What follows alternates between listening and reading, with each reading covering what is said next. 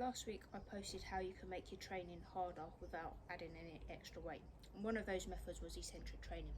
So eccentric training is looking at the lowering phase of a contraction. So during contractions, you've got an eccentric phase and a concentric phase. So first of all, the squat movement pattern.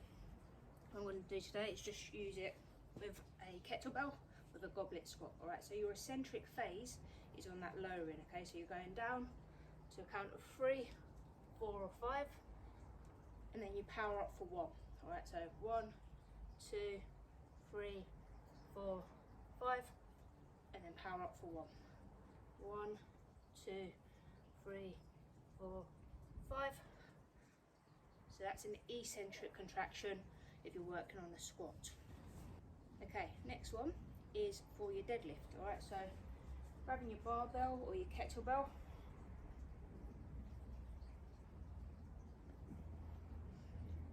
It's your downward phase once again, so you're going down for a count of 3 or 5.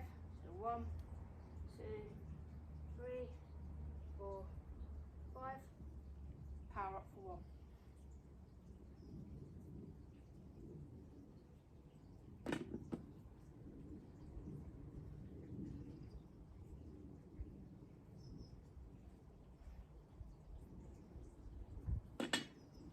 Okay, so as you can see with your eccentric contractions, you're really slowing down that contraction speed.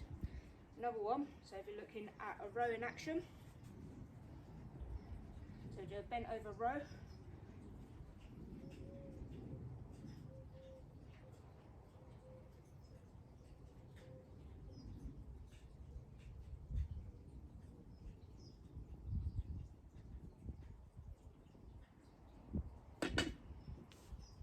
So once again, you're really controlling and slowing the tempo down of that lowering phase, okay, and then driving up for a count of 1. Okay, so the last exercise that I'm going to show you on your eccentric contractions is your push variation. Alright, so either your push up or a floor press or a bench press. So push up first, into your full push up position, or you can do it kneeling if you want, going down really slowly, so your eccentric contraction, driving up for 1.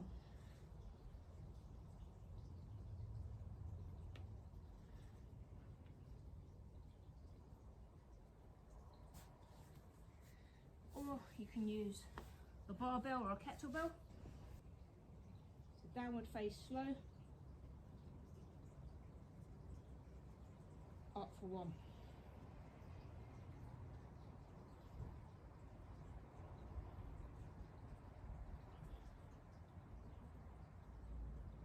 Okay, so there's some examples of how you can use eccentric training within your training program. Okay, there's many benefits of eccentric training. One of the main benefits is that it can increase your strength and also increase your power because you're focusing in on that eccentric loading phase. Okay, so you're putting more time under tension of those muscle fibers. Okay, you can also actually lift more during an eccentric contraction than a concentric contraction. All right, so if you're working with a partner, you can get them to help. You can load up heavier and then really concentrate. So you're doing a back squat in the gym, you can load up heavy on the back squat, okay, really control that eccentric phase, okay, and then get somebody to help you push it up. Or if you're using sort of a dumbbell or a kettlebell, you can hold those from the side, okay, really load that eccentric phase, drop the weights, and then just come up normally. Another benefit of eccentric training is it increases your flexibility. One of the downsides of eccentric training though is the eccentric contractions do have a greater effect on DOMS, okay, so your delayed onset of muscle soreness. Okay, so if you are going to try this type of training out in your workout, I suggest you don't do it before sort of a really important training session. Maybe do it try it out the day before an easy recovery day or a rest day. Okay, have fun and let me know how you get on.